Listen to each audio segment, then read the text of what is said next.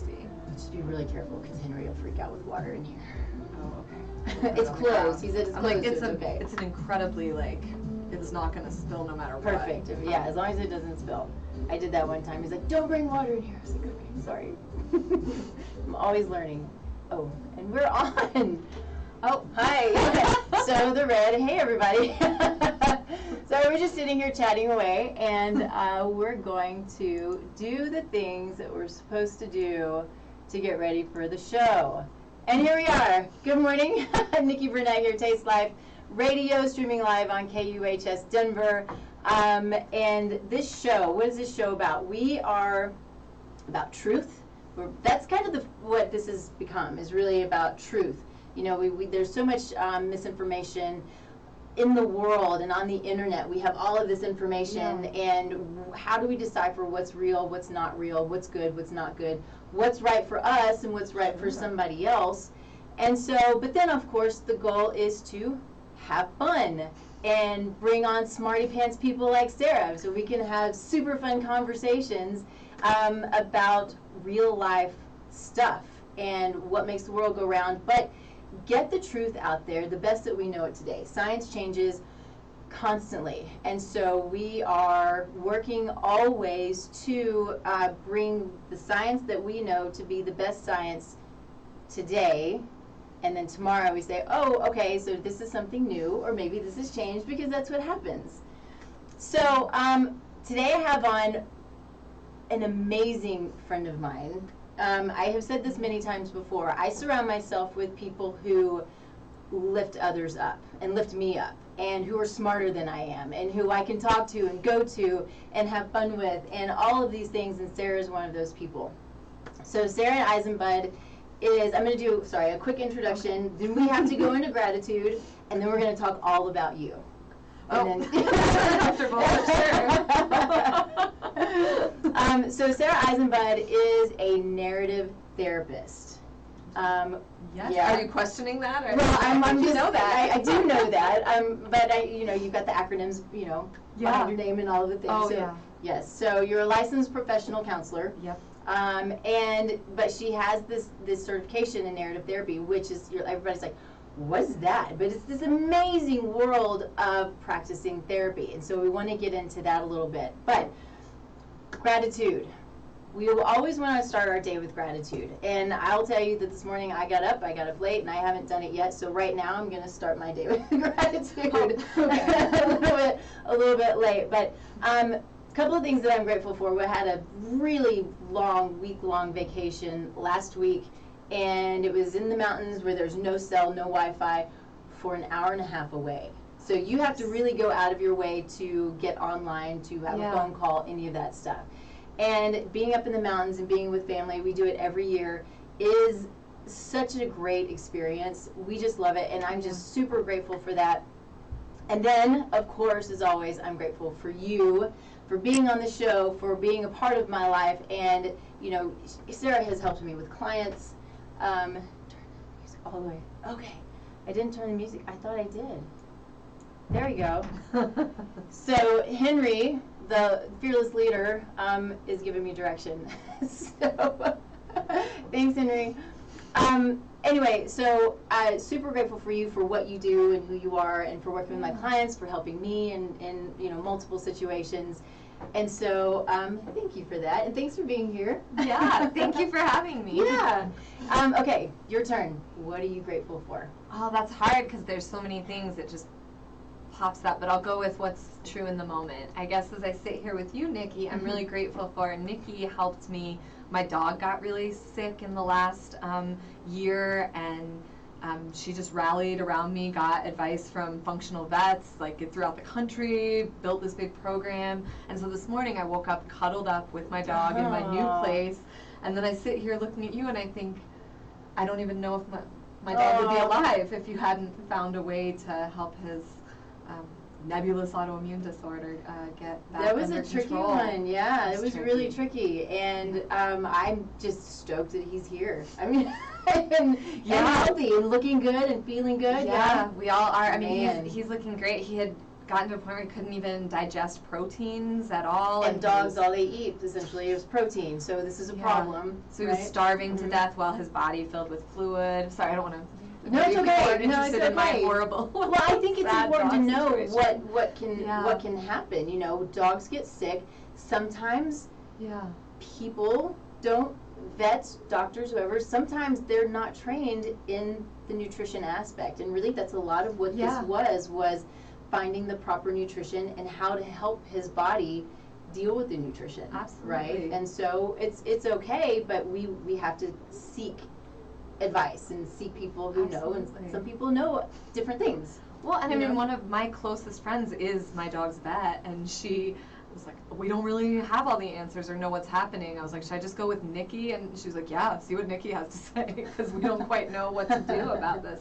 But either way, he's healthy and happy and bouncing around and barking at things and chasing balls, and so that's what I'm grateful for this morning. And Boone was a rescue, so rescue's good. Trauma therapist gets a traumatized dog. Yeah, of course you do. Everybody's like, oh, did you choose the most traumatized dog you could find, just shaking in the corner? And the answer is, yeah, that's who I took home. Of course you did. You know, that's okay. It's good. I'm trying to get my Facebook working here, and it's not working, so that's okay. I feel like that happened the last time we tried to do something with Facebook. I think you're right. I think you're right. Yeah. All right. Yeah.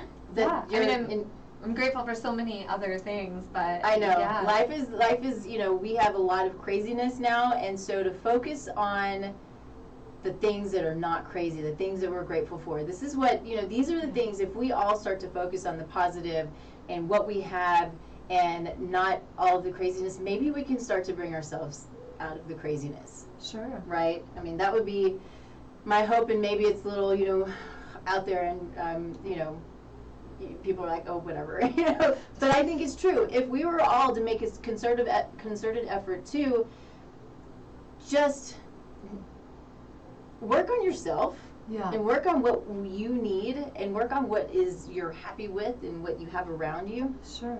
I think that it could make huge change. Yeah, absolutely. I mean, I've been really impressed with the resilience of my clients through this period of time. Interesting. And you know, some people are just really struggling, and this is something that they're not able to work with particularly well, but others have taken advantage of the time to turn inward, to work on projects, to be contemplative, to assess what really matters in their lives in big ways where I don't know if all the distractions of movie theaters and going around and work and constantly doing, if that hadn't been removed, I don't know if people would be getting down to some of this, you know, just deeper internal work. So that's something to be grateful for too. Yeah, I agree. You know, it's interesting. There was, as all the craziness of COVID started, you know, we've kind of gone beyond that a little bit now, but with, you know, it was either people took the time to do what you said and really work on themselves, because what else is there to do? The only other thing to do is to drink and eat your face off, right? And people go back and forth. It's true. It's true. And so probably working on yourself and eating well and doing all of these things is going to be better than eating and drinking your face off. But people deal with things so differently. I heard both. I'm like, okay, you know, let's work on that. Yeah. There was the major resurgence of the American cocktail hour, like in 1950s, like it's 5 o'clock, let's get on and like shake up a martini. And I did that. Nice. I did that for like 1 week and was like, this is gonna turn into a bad habit. Problem. We're gonna call it sober, like 6 months for, you know. It is. It's interesting the way people deal with seclusion. It's kind of what it was and still sort of is this seclusion. So, I think let's just start jumping into, you know, why you're here. Not why you're here. You know, you're here because I love you and I think that you should be. And but it's because of who you are, what you do, what you're about, your motivations. You know, what brought you to this place where you are now. And then we'll start getting into all of the juicy, fun stuff.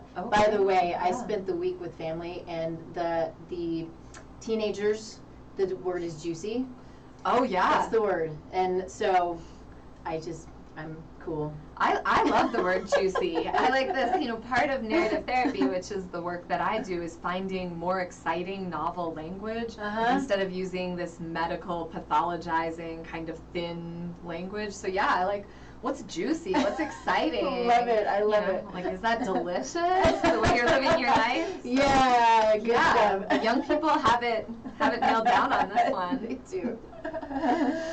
Okay, so what do you do? Oh, what brought you here? Yeah, let's talk about narrative therapy and just have fun with it. Yeah, well, I have conversations for a living. Look at this. Oh, Lowry's calling. So my husband's calling. He doesn't realize I'm. Let's decline that one. Anyway, sorry. Yeah. I probably shouldn't be so real on here. I don't know. I don't think there's ever a problem with being real. I don't know. I think that's, tying into what I do. I think that's what I bring to therapy. Is there's an old story of a therapist as an expert sitting there. Well, how does that make you feel? Well, why are you interested in this? And there's a place for that, and it's wonderful, but that's not my gift in this world. So just showing up and bringing humor and myself and my experiences as I think my style of therapy. Beyond that, it's always weird to know, like, where to start. What do I do? Well, I would say, for one, I kind of want to take a step back in what I don't mean to just keep appreciating you, but I do appreciate you. But there are people who are just here in the world who are brought to serve and are really fulfilling their purpose. And so, with that being said, what brought you to this point? You're a super outdoorsy person. You've done tons of traveling. You have lots of experiences, and now you're a narrative therapist. So what kind of brought you to this point? What brought you to narrative therapy? Because probably there are a lot of people who haven't heard of narrative therapy. Oh, absolutely. I guess a good place to start would be that I emerged from a lot of darkness. I had a significant amount of trauma, addiction, just sort of volatile behavior that characterized the early parts of my life, like into, early, mid-adulthood. And so I think that journey led me to become a seeker. At that point, you look for what works, how do I change this, how can I possibly live in this world, because it feels like a bad fit. Me and my nervous system, which was highly sensitive. It all just felt like this is really hard to be a person in this world. And so, at the same time, I worked as a social worker, and then I did, work with people with developmental disabilities, and then I moved to Nepal and spent time doing, contracting and service work and education, and all of that led me to a point where I wanted to find something that actually worked to help people. I saw all these things not working. I saw people just suffering, and so I went to graduate school to become a counselor, and didn't really know a lot about what that was going to look like. And when I was in school, I became, pretty quickly frustrated, disappointed, disenchanted with the current model of having conversations. There was all kinds of research that was really showing that a lot of therapy just doesn't even work. A lot of these practices that we have, that we've been engaging with for years, they aren't necessarily super effective. People come and sit in private rooms and have conversations where they hash out the same things over and over again, looking backwards to their childhoods, and that can be useful for some people. And also, there's a lot of people who are just sitting here and they have problems today, and they're trapped in cultures or situations, environments, relationships that just don't work for them. And so I found narrative therapy was sort of almost like there was a girl I was in class with, and she was like, hey, here's this book. I can see this isn't working for you. Check this out. Wow, cool. And then there were a few of us, and we got together, and we were reading narrative therapy, which is a kind of radical way to look at therapy that emerged out of social work in Australia. This guy who I'm totally obsessed with, unfortunately he's passed away now, but Michael White, he saw a lot of the same things that I saw, which were putting people in these private rooms and diagnosing them with disorders, isn't working for a lot of people. You know, he worked with Indigenous people in Australia and with, you know, just a lot of people from different cultures, and this didn't make sense. And so he created a new kind of therapy that is centered around a few tenets. People aren't problems. Problems are problems. I love that. Yeah. Wow, yeah. That's like, holy smokes. Yeah. Yeah. No, people are people. Yeah. Yeah. With unique sets of skills, abilities, wisdoms, histories, resiliencies, and they have problems sometimes. Yeah.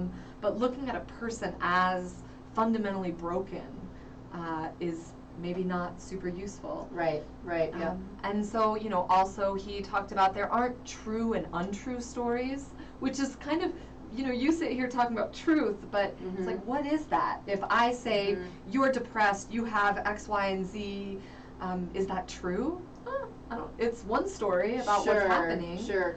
Well, and yes, and so just for a little bit of clarity, that this is where this is why I don't do things. So therapy is not as tangible as like biochemistry, right? It's not. Which is why she shines here, because this is why, you know, narrative therapy, you know, you tell yourself a story. Well, let's change that story and let's look at it in a different way, which is beautiful. Whereas, and I'm like, she's helped me, I'm getting chills, you know, she's helped me look at things in different ways. I'm like, okay, you know, I need that in my brain. I think we all do. Yeah. Whereas for me, when I talk truth, it's really a lot about the, you know, it's science, it's biochemistry, it's data and this kind of stuff. And therapy has data and science, but then, what is the truth that you're telling yourself?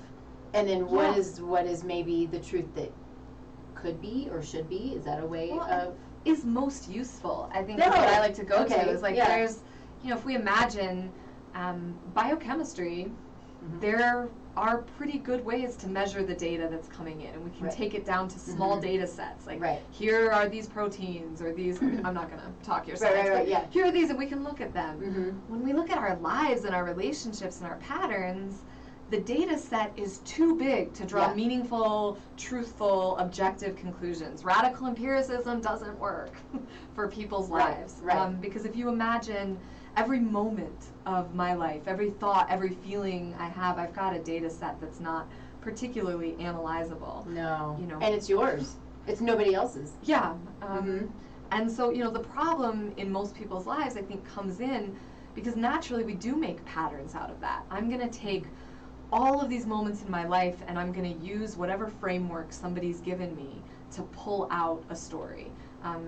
So maybe I've got a time that that my mom said, are you sure you need seconds? Or that somebody, you know, if we're looking at food, or that, you know, I heard that it's really bad to eat too much sugar and blueberries have sugar in them. Or that, you know, I really need to eat a low-fat diet or something. All these data points, and I'm going to think about moments when I couldn't fit into a skirt, or moments when got really good feedback on my body. And I'm going to take all of those and create one story, which might be, I'm fat and nobody loves me. Or it might mean, which is just a common story we see people finding. There are actually sad that's a common story.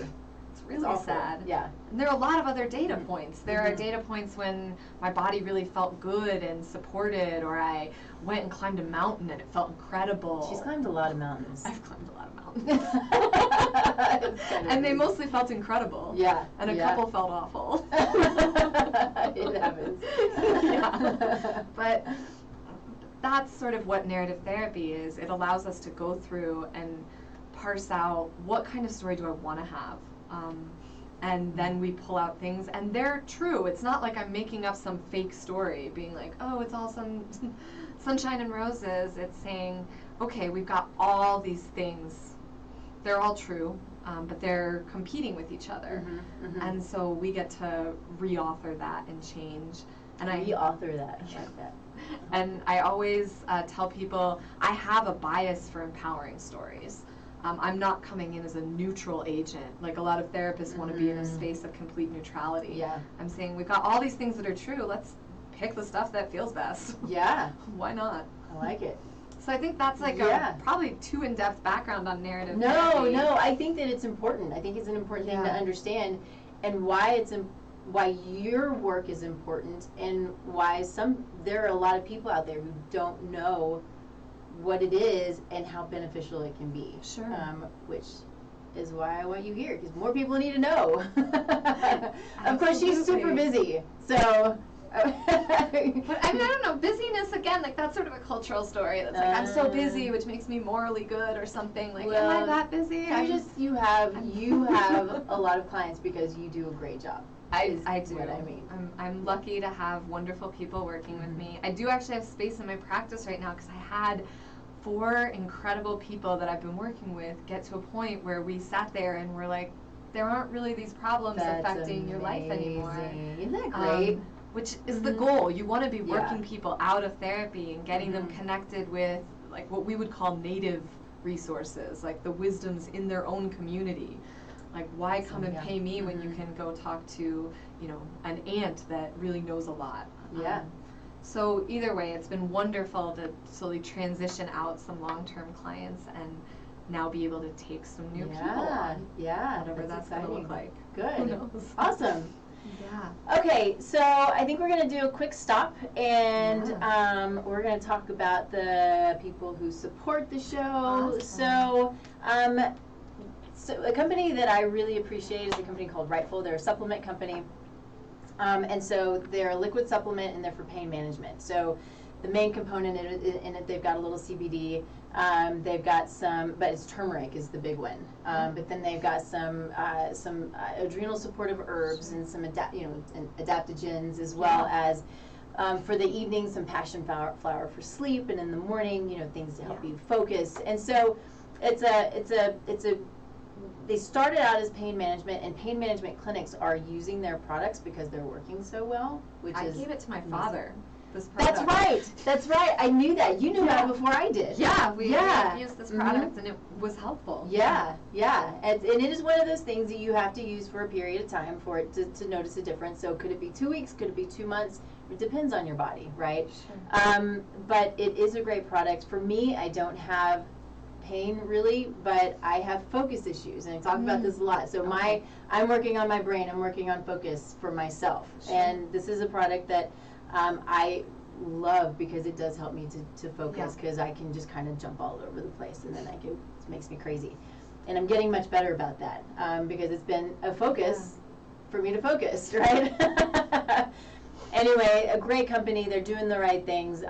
And if you want to try them out, which I think you should, you're going to get a better deal if you do monthly shipments. But you go to rightful.com. You can see right here, put in code TLN20 for a pretty significant discount. So jump in, try them out. Good stuff. It's a great company, good people.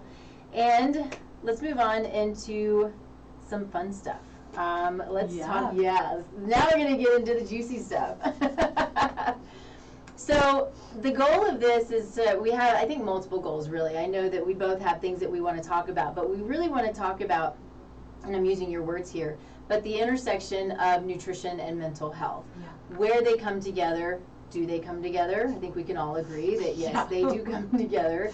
I'm curious about what you see in practice, and then we want to move into, what it looks like when it intersects, and what we can do, and talking about our body and our body's wisdom, and things that we've lost and things that we can try to bring back. And so those are kind of the juicy things that we want to dig into. But what do you see in practice when you're working with people? Sure. As far as nutrition is concerned and mental health, I know that these things come up in your consultations. I mean, I think in every case, people's relationship with food in a broad way is going to be either supportive or problematic for their mental health. But sometimes what we see is that honestly, people will come in for mental health concerns, and that's not really what the problem is. The problem is, like, are you anxious? Yeah, you drink 4 cups of coffee a day. Or are you experiencing a lot of these sort of ups and downs throughout the day? Like, it's really, if we can get your blood sugar regulated. And so it can be a challenge to look at and staying in your own lane as a mental health provider, but also looking at, are you eating the right foods? Is this just your brain isn't getting the right food and so it's acting oddly situation? Yeah. And so I'd say that's one of the first things when people come in and talk about anxiety, sleep, or really sort of instability and frustration and irritation. If those are some presenting concerns, one of the very first things I'll ask is, what's your caffeine intake look? What are you eating? What is your relationship with food like? And one of the biggest pieces of advice or things that people find profoundly helpful in therapy is just, I'll be like, eat food. Real food. Like, Yeah, eat food. I always like Michael Pollan's like, eat food, mostly plants, not too much. Yep. Or something, but really eat food, and are you eating some proteins and fats, like some really low level, like Nikki's like up here and this stuff is down here, can be transformative for people, because people just don't know.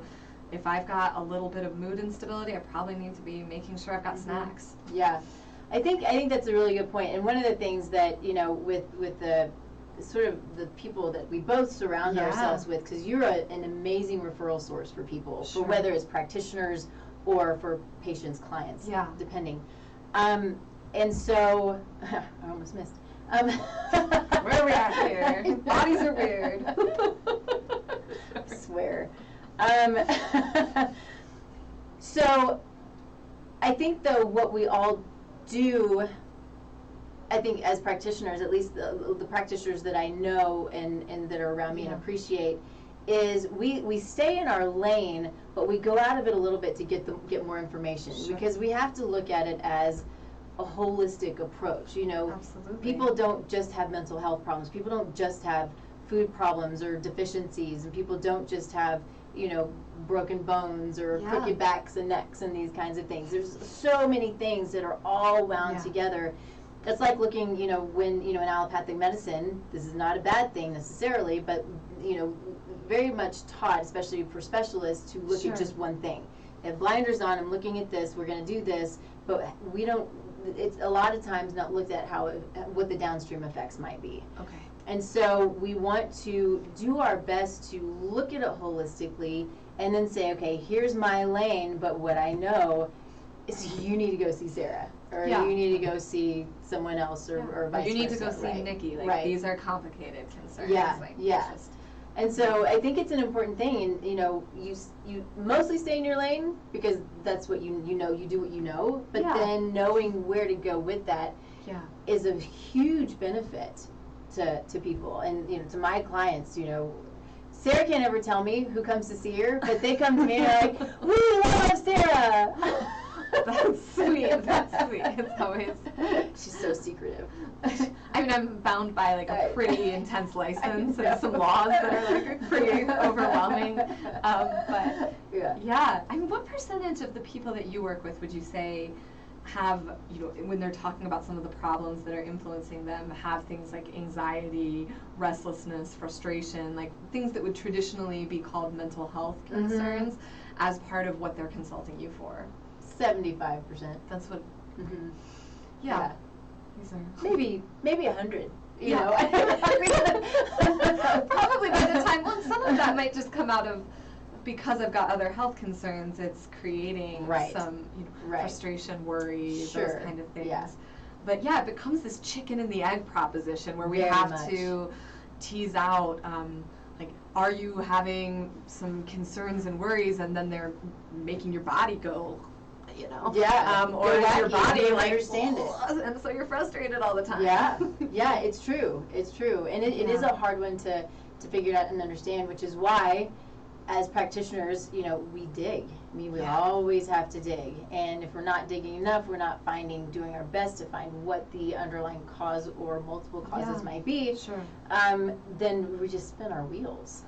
Yep, we can totally spin our wheels, and I think I've been guilty of this, especially earlier in my career, where I've worked with people, and you learn a lot in grad school, and you're looking at like the trauma or the relationship, and we just keep spinning our wheels, and my clients are not getting better, and then all of a sudden it'll occur to me, oh, like should you go talk to a nutritionist? Like, oh, like, Yeah. have I missed some big that you've been coming in with a monster every single session? And I wasn't paying attention to that. I wasn't tuned in because I've gotten too focused in my idea of conversations and culturally constructed problems and things like this. Like, we're overlooking some fundamental nervous system stuff. Yeah. Yeah, no, that's a really good point.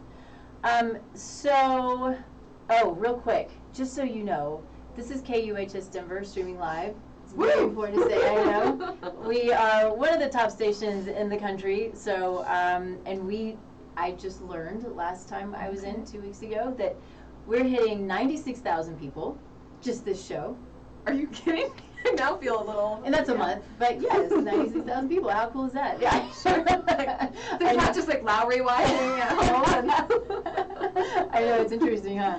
Yeah. So it's really, it's why this is so fun, because we really have a reach, and we want to, we want to get the good stuff out there. Yeah. I want to get the good stuff out there. I think me too. I'll share that all with you.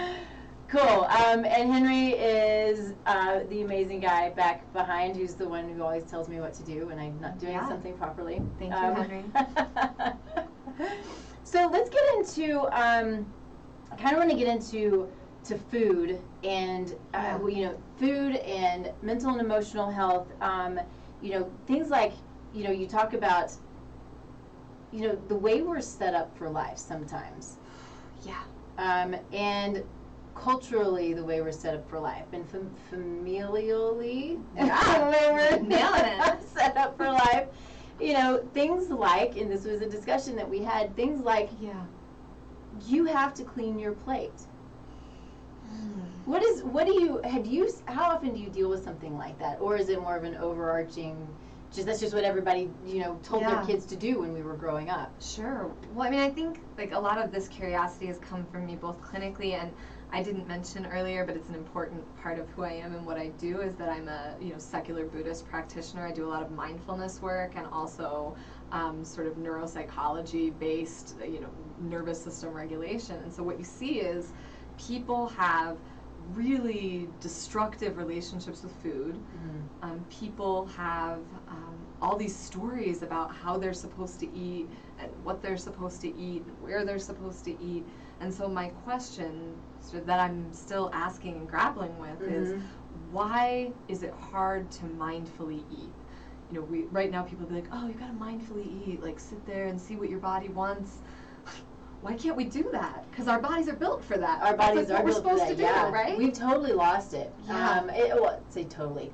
A lot of it we've lost. I don't ever want to say 100% of anything, but it's difficult, because I talk about this a lot when I speak, and I think it kind of goes back to, or part of it anyway, is when we feel pain, fatigue, brain fog, GI symptoms, whatever it is, there's this, I need to go get a pill. And so we don't listen to because what is it? If you've watched the show, you heard me say it, your body's going, hey, something's up. And it's knocking on your door going, this is a symptom. It's been going on for probably a while.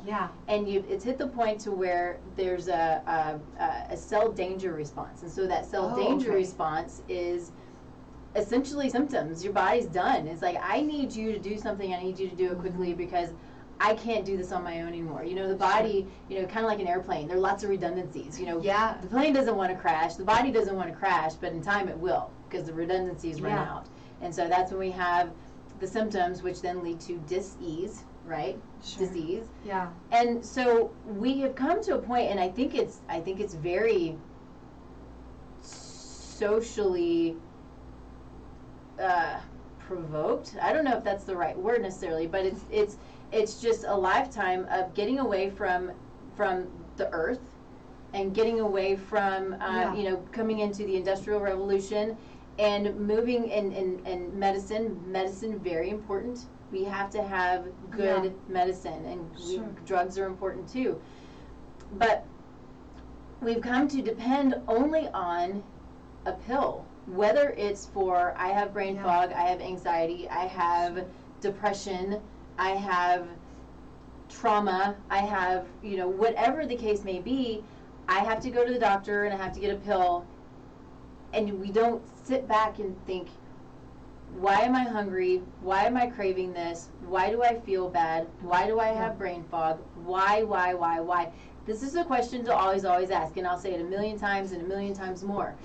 Yeah. Ask why, no matter what it is. Amber, so our friend Amber, the acupuncturist who was on, Chinese medical doctor, she does so much. I know. She's not just putting needles in people, exactly. And we share a clinic. Yeah, right. Yeah. But she said, it's that childhood, why? And I love that because it's true. Don't stop asking why. If you have a pain, okay, well, I have an ache, why? Well, because my belly hurts. Why? Well, there's infection. Why? Well, what's causing the infection? Why? Well, it's leaky gut. Why? Why is there leaky gut? Why? Right? I mean, you could go. Yeah. And it's important because that's what we do, and that's why we dig. But what I want you to do is not just say, okay, well, I just need Prozac, or okay, I just need an ibuprofen, or a whatever. Yeah. So that was a long way of saying we have lost touch with our bodies. Yeah, and I mean, I think what I'm exploring now, and what a lot of research is also exploring now, is like, where does that begin? And there's so much data, and it's too complicated. There's our whole culture, there's media, but I think in childhood, there's this beginning time when we begin to be told, don't listen to your body. You cannot trust your body. You instead have to trust me, your parent, your authority figure, your teacher, because I know better about what your body needs. And so, we see, I think we've talked a little bit about this, like, you need to finish everything on your plate, which then, after even a short period of time, shuts off our ability to feel fullness. Because why would your body still be telling you when you feel full if you're not listening to it? It's just going to make you uncomfortable. Yeah, and these are hormones, right? They're messengers. So leptin is the hormone that tells you when you're full. Yeah. And we can have what's called leptin resistance. Now, do we have it as children? I would tell you that we're seeing it more and more as we have children who are getting bigger and bigger. And part of it's due to eating everything on their plate, big plate. Part of it's supersizing. Part of it's cultural, this crazy supersized culture that we're living in. Part of it is this crazy sugar processed food culture that we live in. So there are multiple reasons, but there are multiple things, including stress, that turn so leptin makes you feel hungry, and then there's a hormone called ghrelin that makes you feel full. Am I backwards on that? We do that all the time. So if you're leptin resistant, then you don't know that you're full, because your leptin, which is created by fat cells, is not signaling, and you're not listening, or it's just not working. And you can see this in labs. You can measure leptin. I've never seen ghrelin, and I looked and can't find ghrelin. Don't know why, but we can see leptin resistance, and we can fix it. There are great ways of fixing it. It's not always easy, but we can. But sorry, I'm just but it's not. People aren't born with this. No, like, this is something that's happening as a result of lifestyle, of behavior changing the body. Because the body's pretty adaptive, right? I think it's the smartest and dumbest machine ever created. That's like how I like to talk to my clients about the body. It's like this totally elegant piece of electrical, mechanical, biological engineering that was also trained during a time when we were running from saber-toothed tigers, so it can be kind of dumb. So it's got this complicated, beautiful leptin, and what was the other one? Ghrelin system. If you want to look it up, it's GHRELIN. Just so you know, it's good stuff. And yet they can get short-circuited by just a simple mom sitting there and being like, you have to eat everything on your plate. One thing I'd love to share about is there's tons of research coming out from the National Institute of Health, from all sorts of places that's getting replicated, that shows that the more parents restrict access to foods for children, the more likely it is that those children will struggle with their weight. The more likely they are to crave and seek out the restricted foods. They talk about the language in some of these studies is like that highly controlling people's food intake inadvertently inhibits their ability to control their preferences. That's amazing. And so there's, comes this moment, and I mean, I get it. If you're like, you can't have any cocktails, Sarah, I'll get home and be like, now I'm having a cocktail, now that you're not watching me, right. like I'm going to eat those Cheetos or whatever it is. And so that, they're seeing it again across studies in so many different ways, that the more we try to restrict or control or tell children how to eat, and that includes telling them you have to eat all this broccoli, you have to eat all of this. And parents are still doing it. Oh, we see for it sure. all the time. And I mean, I'm not a parent, so. Me either. Let's be two people without kids telling people how to parent their children. I love that. I do it all the time at work.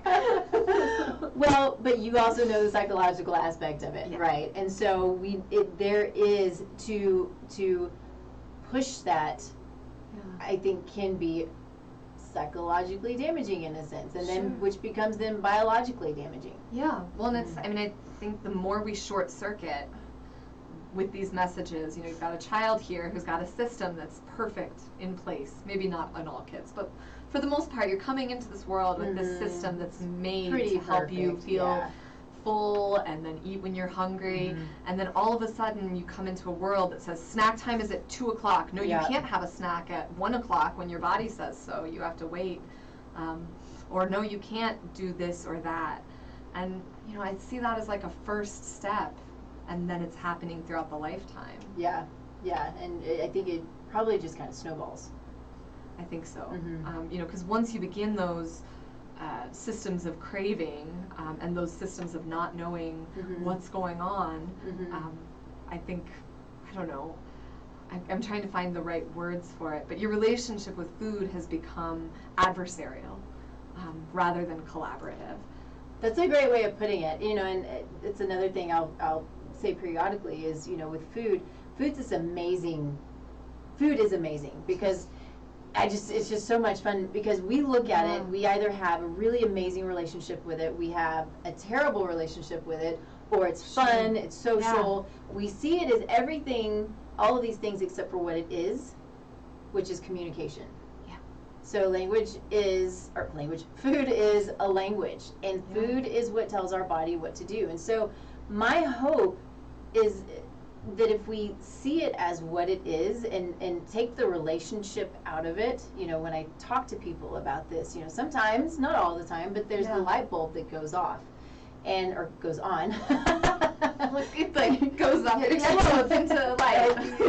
Perfect, thank you. See, switching the words, it's good. Switching the story.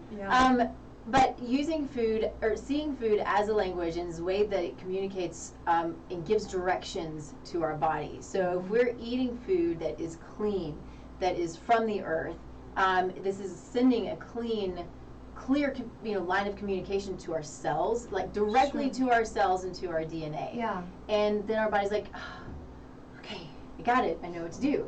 And things tend to work properly, right? I mean, there are lots of other factors involved. But if we're eating unhealthy foods, processed foods, foods with, the toxic glyphosate and pesticides and all of these different things, the body becomes confused. And so, jumping around a little bit, but that's when the body becomes confused. That's when it starts to send out those cell danger signals, right? It's called cell danger response, but it's those signals that are saying, hey, there's something up and I need you to tell me what to do, because right now I don't know what to do. And so seeing it, my hope is for some that, again, many factors involved, but seeing it for what it is and not seeing it as the enemy, right? And then, hopefully starting to create that relationship with it with help. There are always other factors, but it's an understanding that it's not the enemy. It's really there for all of the good things. We just need, it's learning what our body needs, because we're unique. I'm unique from you. You're unique from everybody else. My body needs different things than everybody else in the world, right? I mean, just because I need a certain amount of protein, you might need more protein. You might need less protein, right? And I might need more protein in the spring and less protein in the fall, or more protein when I'm 30 and less protein when I'm 60. Absolutely. The body's dynamic and it changes. And that's why it's such a beautiful thing. And, so bringing together the physical, the mental, and the Sure. emotional is an important part of, well, for one, just living a full, healthy life. Yeah. But creating that relationship and Yeah. then learning to listen. Well, and that's sort of what I'm really curious about at this point, because I love your approach, Nikki. I think it's so helpful. Nikki actually helped me lose 35, 40 pounds in 1 year when I had gotten really out of control in my relationship with food. And It happens to the best of us. Yeah, but I don't think most people have results like that and then sort of stay stabilized out in general with any kinds of other programs. So, yeah, do these supplements, work with Nikki. I can't promise me you'll lose 40 pounds, Yeah, but you'll feel better. Yeah. Well, that was amazing. Yeah. That was good stuff. But I mean, the question becomes, because I love this approach, and also one of the things I see a lot with my clients who begin to really want to change their pattern of eating and change their relationship with food, is that often they will know what to do. They get great advice from somebody like you. They, get there, not that there's anybody like you. Yeah. But they get out there and know what to do, and then they just aren't able to stick to it, or the anxiety around what to eat begins to take over their lives. I've worked with people who then are spending 3 or 4 hours a day and becoming totally stressed out because they drank a glass of wine when they weren't supposed to, or something. And so, at what point does, eating healthy become the new restrictive eating for children? And how do people learn to manage really listening, really mindfully eating, while integrating all of this wonderful science and the things that they've learned from, modern nutrition? That's so I'm give me the answer. Oh man, I think there are probably a lot of different answers for a lot of different people. Sure. Right, and so this is where, because we can, somebody can come to me and they're totally on board and they take it to an extreme, and those are people who have a tendency to be an extreme personality. Sure. And there are a lot of those, and that's great. They're the super type A's. They build businesses and they do all of these things. But that's why we have guidance, and that's I have you to send people to. I have a health coach that works with me, because it's true, the mental and the emotional piece of balance it can be difficult, because some people don't understand where that balance is, and it's going to be different for everybody. But but sometimes, we don't want to take food restriction to an extreme. Food restriction can be a good thing for some people. I don't think for children, right? As adults, not for children. Let's not restrict food from children. Give them choices, lots of choices of good, healthy food. Yeah, and then and let them eat it. All the research shows give them tons of food and then let them graze and eat and stop eating when they say they're full, and they might not eat the food that you want them to because they have palates that are not super interested in bitter or a lot of different flavors. Yeah. So maybe they just want a yam one day, and that's fine. And that's great. Yeah. But but for adults, I hear it, and it's been true. And also, there's this idea of how do I, on the one hand, listen deeply to my body and get to that, below the surface where my body's give me coffee and sugar and tons of ice cream. But underneath that, my body is saying this is what I need right now, while also having this story that's hey, you need to do this and this and this. And I think there's got to be a place for it. Well, it's an interesting thing. Things like cravings and the body's wisdom, but then our own brain and our own past, what that puts on top of that. Yeah. Right? And so, and that's another place of, and this isn't it's something that changes every, the next day. Everything's a practice, right? Yeah. What we do is a practice, and I'm always practicing listening to my body, and I'm not great at it, and I've been doing it for years, right? Yeah. But it is a practice of daily.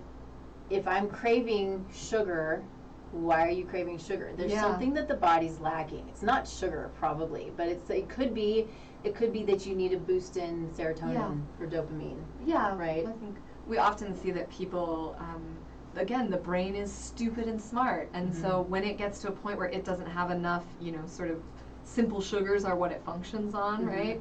And so it says, I don't have everything I need to create the neurotransmitters and to get through the day. What's the fastest, quickest thing I can do, even if it's not sustainable? It's not going to sit there and be like, let me think out the next 12 hours. It's like, need food now. Sugar is the fastest way to jumpstart this. And it will work for 20 minutes. Right. Yeah, exactly. So, exactly. yeah. And so getting to the point, which is a practice, of starting to listen and understand, okay, but I need sugar, but what do I need? I need to go, I need to grab some food, but have healthy food, and I'm making it simplistic.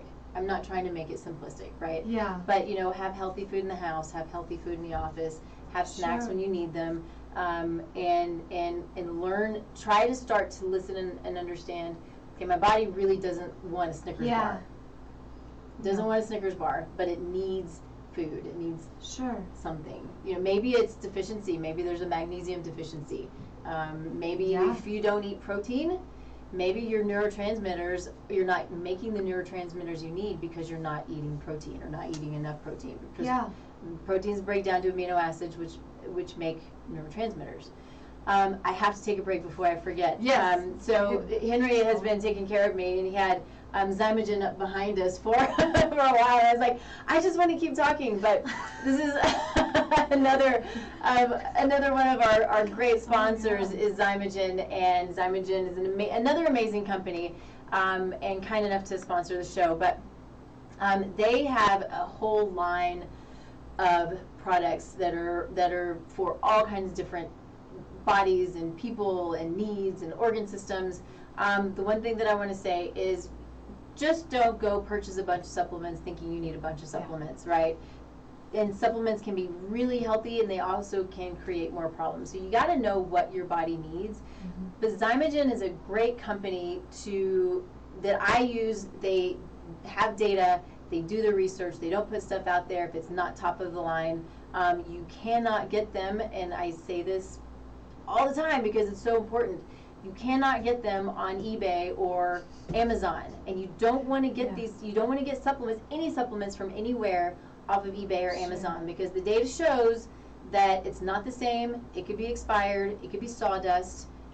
It's scary stuff, right? And there are studies that show this. So I will only, as best I can, promote the companies, and it's not really promote, it's use the companies and the products that I think are going to be the best for my clients, because if my clients aren't getting results, then that doesn't do anybody any good. Yeah. Right? No, your supplements are always, like, I just can't even, and I'm not usually one of those people, but this total, like, all of a sudden I'm really seeing results when I use your supplements. As opposed to the rest of my life when I'm like, doing my normal dabbling. Yeah. And that's what we do. We dabble, and it's fine, but we don't want to be wasteful. Supplements aren't cheap. We want stuff that's going to work. So see somebody that knows what you need, that can help you find it. If you already know what you need, then great.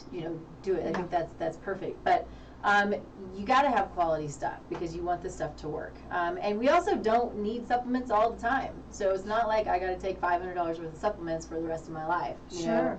It is knowing what your body needs at that time, hopefully taking the supplements therapeutically and then coming off of them, because you want your body to work on its own, and you want your body to get what it needs from food.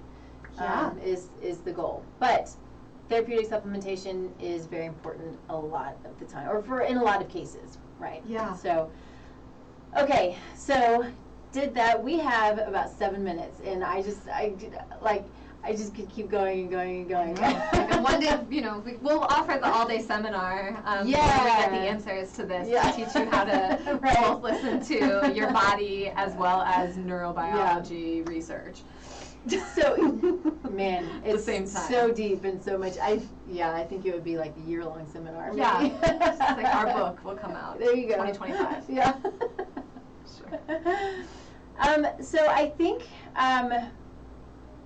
I know that there was a time, as we were talking about mindful eating, what mindful eating means, and, we make it sound simple. And I know that there was a time, and I can't remember what you called it, we did a seminar a while back, and it, part of it was tasting the food, right? Savoring. Yes. Savoring. I love this. Talk about that.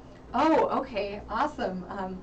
Well, one of the big things that we see about cravings and just dysregulation in the nervous system in general is that it can always be sort of short-circuited by mindfulness. And so one way to work with, mindfulness is such a buzzword. I could talk for an hour about the history of this word, but we'll push it to the side. The idea is just paying attention and being in a relationship with the present moment. And so one of the ways we do that with food is through the, I think, kind of lost art of savoring. So when I'm working with people on either positive psychology, mindfulness, or food workshops, which incidentally I do from time to time, weirdly, I'm like, that has nothing to do with other things. But one of the exercises we always do is savoring, so that we'll take some kind of food that typically is really potent or enjoyable, like maybe a square of dark chocolate or one berry, and have people put it in their mouths and spend time, well, not even just in your mouth, beginning by looking at the food and sort of imagining things with it, smelling it, touching it, what are the textures, and then rolling it around on your tongue. We get different flavors in different parts of our mouths. Trying to spend, I'll be like, try to take 5 minutes to eat this one square of chocolate. And it's surprising because that allows your body to stop and say, oh, okay, and get satisfied from it and get listened to, because we're taking the time in that intentional practice to listen. And so that is one tool that I'm glad you brought it up, that I think is great for an entrance to mindful eating. Yeah, it is. And it's fun because I've been with her, I think, multiple times now when you've done this experience. Yeah, the oranges, that was like a fun one. I had a young man come up afterwards and say that was like a sensual experience for me. I was like, yes, awesome. Just like eating a clementine for 10 minutes. Yeah. Sure. It's amazing, but I think it gives the makes the point, or is an example, maybe is what I'm trying to say, of not maybe to that extent, but if we want to, how we should eat our food slowly. If we're eating quickly and we're eating on the run, our body is in fight or flight mode, right? It's called the sympathetic nervous system. Yeah. And so if we sit and we eat slowly and we don't have all of the stuff on, I'm surrounded by computers here, just if you can't see it. This would be a good place to eat. Yeah, don't eat here. Besides the EMFs, right, the electromagnetic frequencies that can be a problem for a lot of people. Sure. But enjoying the company you're with and thinking about where the food comes from. All of these things just slow you down. It slows your mind down, it slows your body down, and puts you into what's called rest and digest, or parasympathetic nervous system. And it literally is the place where it allows your body to work properly. If you're in fight or flight, not all, I do that a lot, all of your blood goes to your extremities, but a lot of... That would be really dangerous. That would be weird. A lot of the blood goes to the extremities because you need these muscles to work, because there's something that needs to happen really quickly. Whereas if you're in rest or digest, a lot of the blood goes to the core, allows your body to sit, to produce digestive enzymes, hydrochloric acid, to move, to process, to break down, and to utilize the nutrients, which is communication, right? And so it's such a great example of how to start paying attention to your food when you're eating it. I mean, in general, I know we have very little time, but I would throw out for mindful eating too, setting the stage, anything you can do to regulate your nervous system before you eat. Or if you think you're hungry, but maybe you're not, even doing 10 jumping jacks and then sitting down, like letting your body come back. Looking around the room and naming 5 things and their colors. Just sitting there and feeling your hands for a few minutes will give your body a chance to listen more intuitively to whether it's really hungry and what it's hungry for. And also stopping after you eat a little bit of something. So Mhm. like, oh, I'm gonna eat a little bit of this, this chicken. Body, do you want that chicken? Yeah. Okay, that seems good. Or like, oh, body, do you want to eat the rest of this apple? No, maybe not quite feeling it right now. Let's look through something else. And that's hard to do. It short circuits everything we've ever been taught about food. It's true. It's Yeah. true. It also helps us, the slower we eat, they say eat slowly because it helps us to digest, but it's also the slower you eat and the more time you put into it, the more you're able to know when you're full. Because we eat so fast, and literally it takes time to get that message to the brain. We've heard this since we were children. We all know it. And what I try to do now, and I'm not great at it yet, besides just eating slower, is I'll just sit back. Just sit back. Lay back. Yep. I'll just sit back away from the food and kind of chew and hang out a little bit, and then I'll come back to it. Because it just helps me, if I'm sitting back, it helps me just to not mow through, because I've been known to mow through my food. I used to be the slowest eater as a child, and now sometimes I'm like, I just gotta. See, you used to know how to do it. There's some part of you that does know. Everybody would leave me at the table. Literally, I remember that. Yeah. I'd be like, why am I still sitting here? But I guess I don't really even know, to tell you the truth, but I was the slowest eater, and it's just not always the case anymore. So but then people left you at the table. There was cues that were sent to you that wasn't an appropriate speed to eat at. Oh man, see? Smarty pants. Yeah. I love it. So, we talk about these things, and it's not, I said this already, it's not an immediate change, but we want to bring in awareness and help you to, maybe if it's necessary for you, and it may not be, but start that journey, whether it's, making the small little changes, doing your own research. We can sit here and talk about stuff all day long, but, research, look at this stuff up for yourself. Whatever it is that I ever talk about or she talks about. Yeah. You don't have to trust and believe us. I mean, we want to bring you the truth, but you gotta do your own thing. And so, but start it. Take care of yourself. We've got this one amazing life to live. Sure. We don't know how long we have it. People are like, I want to live longer. Well, we don't know if that's going to happen, right? Yeah. But we sure want to live as well and as vibrantly and as beautifully as we can for however long we're here. And so that's why we talk about these things. Yeah. Sort of want to send an invitation to seek out whatever felt juiciest about this conversation. The most juiciest. And you can go and dig into that a little bit more. Yeah, perfect. Thank you. Yeah. Okay, we're a little over time, but I want everybody to know how and where to find Miss Sarah. Oh, sure. You can find me online at denvernarrativetherapy.com, and that's a website that I have. That's the best place probably, but if you just type in Sarah Eisenbud, there's different avenues that come through to reach me. I'd also put a quick plug that I have an intern here in Denver who's seeing couples and families. I saw that. That's amazing. Yeah, and he's able to see them from $10 to $60 a session. He is brilliant and gifted. I don't work with couples anymore because I'm not as good as him. But I supervise him, and so if you've got a relationship or anything and you'd like some support around it, it's unheard of to see a therapist at these rates.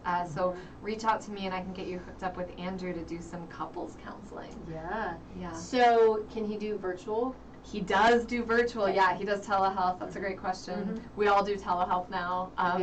But yeah, and if you want to explore some of these things, your relationship with food more in depth, finding mindful eating practices that work directly for you, you can reach out to me too, and I am taking on a few new clients. Yay! Yeah. Awesome. All right. Thanks, everybody. This was a fun show. So I'm Nikki Burnett. My practice is Taste Life Nutrition. The radio show, Taste Life Radio on KUHS Denver. You can find me kind of everywhere. TasteLifeNutrition.com, Facebook, Instagram, all of the things that make me crazy, but you're so good at social media. Social media, I swear. I'm just at that age where it's like I need somebody young to help me. Yeah, either way, you're my social media hero. I'm like, I don't know how to do Facebook Live. Sure. So thanks for being with us, and we'll see you in 2 weeks. Bye, everybody.